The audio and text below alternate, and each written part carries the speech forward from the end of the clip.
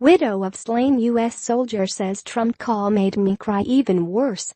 Reuters, the widow of a U.S. Army sergeant killed in Niger this month said on Monday that President Donald Trump made me cry even worse in a condolence telephone call when he said that her husband knew what he signed up for.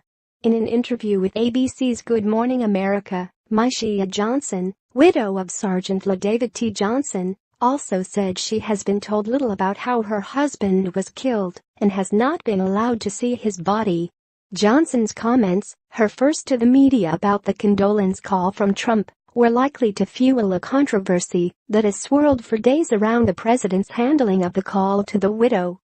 David Johnson was one of 4 U.S. Army soldiers killed on October 4 in an attack in the West African nation.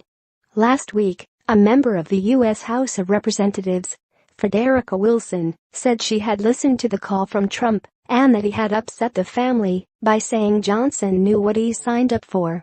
That drew in sharp rebuke from the president, who dubbed Wilson wacky and denied her account of the call.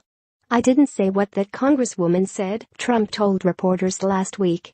"I had a very nice conversation with the woman, with the wife who sounded like a lovely woman." In Monday's interview, Myeshia Johnson said, "The president said that her husband, knew what he signed up for, but it hurts anyway, and it made me cry because I was very angry at the tone of his voice and how he couldn't remember my husband's name."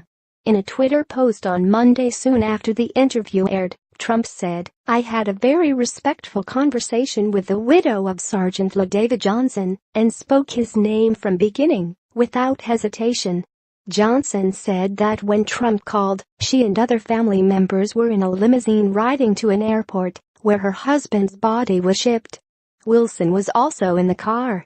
Johnson said she did not say anything during the call, adding that afterward, she was very upset and hurt. "It made me cry even worse." Asked what she might now say to Trump, Johnson said she had nothing to say to him. The widow also said that the military has told her little about what happened in Niger and that she is upset that she has not been allowed to see her husband's body. "I don't know what's in that box," said of her husband's coffin. "It could be empty for all I know." The attack earlier this month, which U.S. officials suspect was carried out by a local affiliate of Islamic State, has thrown a spotlight on the U.S. counterterrorism mission in Niger, which has about 800 U.S. troops. Reporting by Bernie Woodall. Editing by Francis Carey.